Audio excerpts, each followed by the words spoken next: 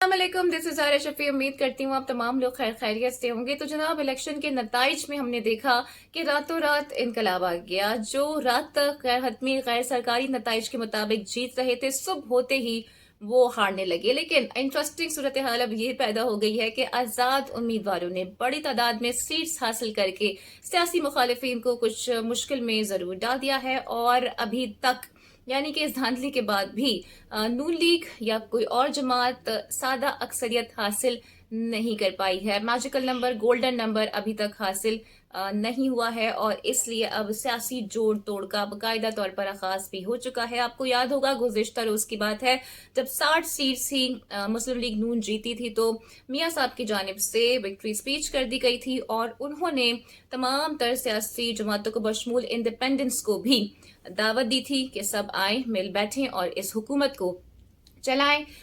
लेकिन फिर Pakistan peoples party और नून लीग में मुलाकात हुई जो कि बेनतीजा ही खत्म हो गई। डेफिनेटली दोनों जानिब से ही कुछ कंसेंसस होंगे जिसकी बुनियाद पर ही फिर आगे के प्रोसेस को देखा जाएगा। लेकिन अब फिर रायबन में दोनों के दरमियान मुलाकात तय हो गई है और ये मुलाकात कब होती है इसका सभी को इंतजार है। फिर जो इंडिपेंडेंट कैंडिडेट्स हैं उन पे भी सबकी नजरें हैं कि उनका फैसला क्या होगा, वो किधर जाएंगे, क्या आजाद हैसियत में अपनी हुकूमत बनाएंगे या फिर किसी पार्टी से अलायंस करेंगे।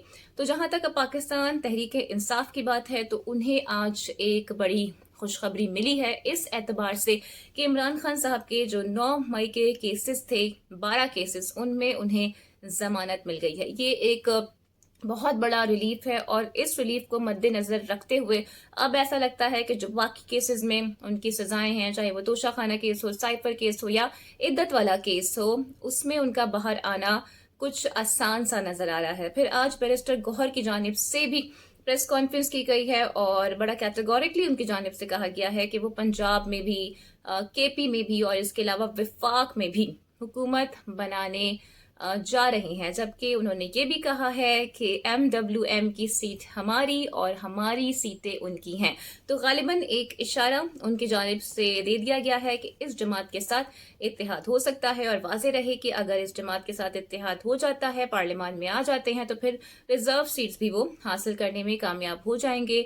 और अगर ऐसा होता है तो डेफिनेटली उनका जो नंबर है, गोल्डन नंबर, वो मजीद भी इम्प्रूव हो जाएगा, बेहतर हो जाएगा और वो बेहतर तगड़ी पोजीशन में आ जाएंगे कि अपनी हुकूमत बना सकें। लेकिन अभी भी पाकिस्तान तहरीक इंसाफ की कदरें अच्छी पोजीशन है क्योंकि जाहिर है जो हिमायत याफ्ता उम्मीदवार थे उनके वो सीट्स निकालने में कामयाब हुए हैं। इसके अलावा जी PTI की जानिब से कुछ हलकों के नताइज को चैलेंज भी कर दिया गया है। इसके लिए उन्होंने अदालती जंग लड़ने का भी फैसला कर लिया है, जबकि कुछ हलकों के जो नताइज हैं उन पर हाई कोर्ट की जानिब से भी स्टे ले लिया गया है। तो 8 फरवरी को लोग बड़ी तादाद में बाहर निकले हैं और उन्होंने अपना फैसला सुना दिया है कि वो किसके साथ हैं और किसको इख्तिदार में देखना चाहते हैं। और जो बड़ा रिलीफ मिला है इमरान खान साहब को, उससे भी ये लग रहा है कि शायद गवर्नमेंट बनने से पहले ही खान साहब सलाखों से बाहर निकल आए। और अगर ऐसा होता है तो फिर एक ऑप्शन ये भी हो सकती है कि कोई आज़ाद उम्मीदवार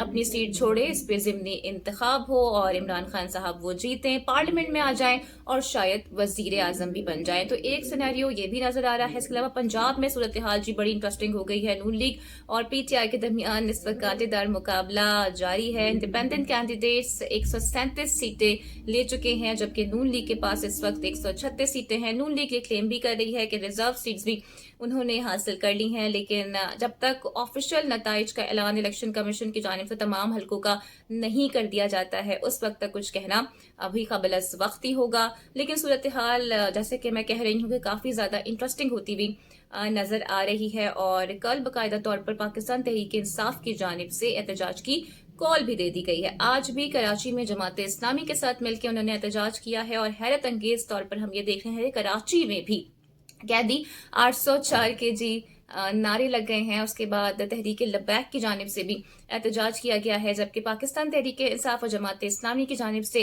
ये कहा जा रहा है कि उनके मैंडेट को चोरी किया गया है, जबकि उन्होंने खासकर कराची में री इलेक्शन का मुतालबा कर दिया, जो कि थोड़ा सा मुश्किल तो नजर आ रहा है। लेकिन माइट भी हल्के खुलवाने के ऑप्शन पर या री काउंटिंग के ऑप्शन पर वो जा सकते हैं। लेकिन डेफिनेटली इसमें कुछ टाइम लग जाएगा। इसके अलावा पाकिस्तान तहरीक इंसाफ की जानिब से रिहाना डार हों, यास्मीन राशिद हों या फिर मेहर बानो कुरैशी हों, इनके हलकों के नताइज को भी चैलेंज करने का फैसला किया गया है, क्योंकि गैर हतमी गैर सरकारी नताइज के मुताबिक पाकिस्तान तहरीक इंसाफ ये कहती है कि वो लीड कर रहे थे और सुबह होते ही वोट्स में इनके हेरफेर कर दी गई और इनको हरा दिया गया। तो ये पाकिस्तान तहरीक इंसाफ का क्लेम है और अब देखते हैं कि सारे मामले में आखिर होता क्या है। वैसे काफी हैरान कुन बात है कि मेहर बानो कुरैशी को 16,500 वोट ऐसा पड़ा है कि जिसमें जी गलती हुई है। अब सवाल ये पैदा होता है कि क्या मुल्तान के लोगों में इतनी अवेयरनेस नहीं है कि वो 16,500 तकरीबन जो वोट हैं वो गलत अंदाज से डाल दें।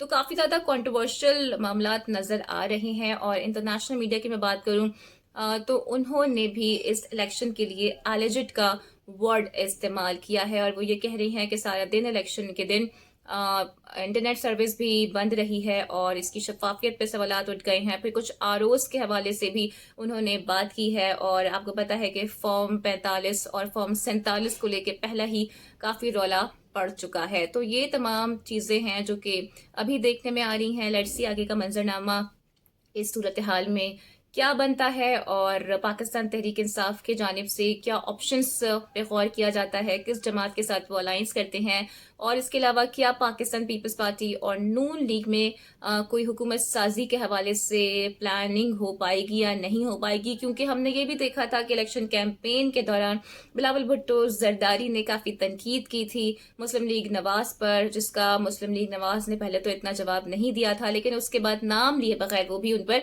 तनकीद करने लगे थे। अब देखते हैं कि इन दोनों जमात के दरमियान क्या अलायंस होने जाता है, क्योंकि यहाँ पर यह भी तवक्को की जा रही है कि PDM-2 जैसी भी कोई गवर्नमेंट बन सकती है। लेकिन PDM-1 को ये आसानी थी कि उनके लिए कोई अपोजिशन तैयार नहीं थी और आराम से वो तमाम तर कानून साजी कर लेते थे। लेकिन अगर PDM-2 बनती है तो डेफिनेटली इतने सारे इत्तेहादियों को लेकर चलना भी आसान नहीं होता है। सबकी ही फरमाइशें डेफिनेटली आती हैं वजारतों के हवाले से भी और फिर ये भी खदशा रहता है कि कोई बैक स्टेप ना कर दे। तो अगर ऐसी कोई हुकूमत बनती है तो वो शायद इतनी स्टेबल ना बन सके, क्योंकि आपको याद होगा मियां नवाज शरीफ की जानिब से भी अपनी विक्ट्री स्पीच में सादा अक्सरियत से मुतालिक शिकवा जरूर किया गया है। एनी हाउ देखते हैं जी अब क्या सिचुएशन बनती है। जो भी मंजरनामा होगा कोशिश करूंगी कि आपके सामने रख सकूं। उम्मीद करती हूं कि आज की वीडियो आपको पसंद आई होगी। Don't forget to like and subscribe my channel.